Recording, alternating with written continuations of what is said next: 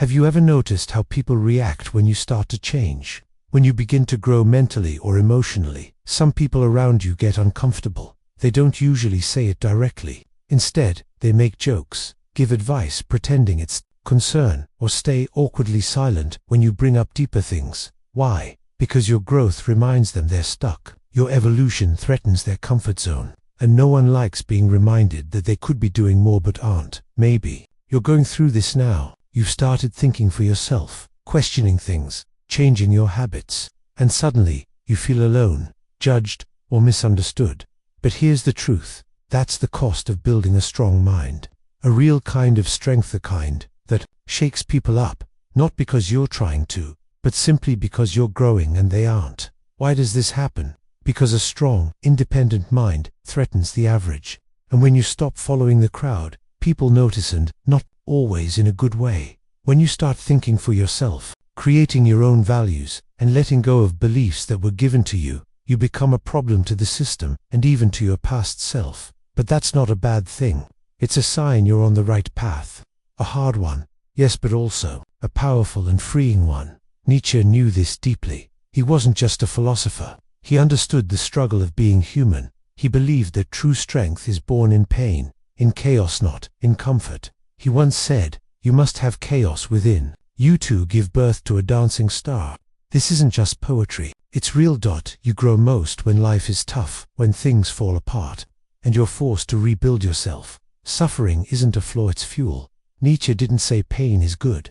He said pain is useful if you know how to face it. If you change how you see pain, failure, and loneliness, you build something rare, an unshakable spirit. Most people run from discomfort, but if you learn to walk through it, you become someone very different. And that's where the world starts reacting to you, not with support, but with resistance, because your strength makes people see their own weaknesses. And then Nietzsche said something radical. God is dead. It wasn't a joke or a celebration. It was a warning. He meant, the idea of a higher power giving your life meaning is gone. No more excuses, no more blaming fate. You are responsible for everything now. That's scary, but it's also freedom. You don't have to follow rules written for someone else. You get to create your own path, your own purpose. That's where real power begins.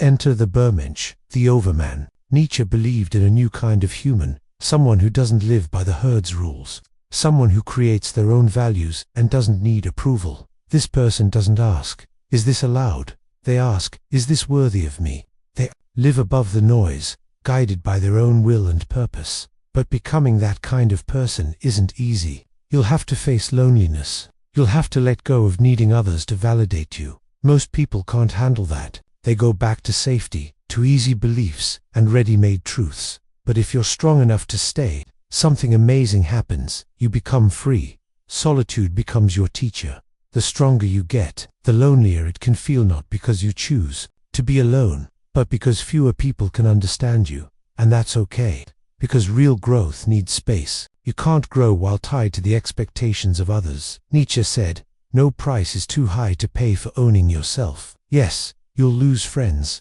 You'll be misunderstood. People might call you arrogant, distant, or strange. But if you want to be truly free, you have to stop being a mirror of others' opinions. Here's the hardest truth. If you can't handle being alone, you're not ready for freedom. Most people live for approval.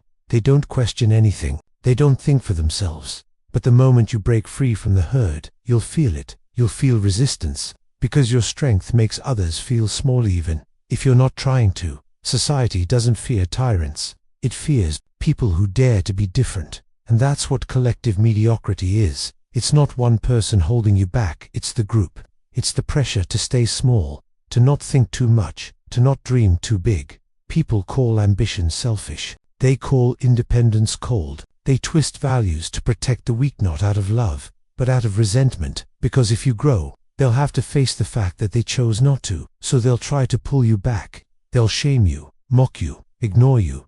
But Nietzsche had a word for you: necessary. You are needed because it's people like you who shake things up. Final truth: building an unbreakable mind has a cost. You will lose people. You will lose comfort. You will lose the old version of yourself. But you will gain something priceless: clarity, presence, power. You'll stop crawling for approval. You'll stop hiding your thoughts. You'll stop pretending to be something you're not, because deep inside, you know, you're not like the rest. And that's not something to hide. It's something to own. If this speaks to you, then you're already ahead of most people. Not because you're better, but because you're braver. Keep going. You are not alone. You're just on a different path. And that, while scary, is also the beginning of real freedom.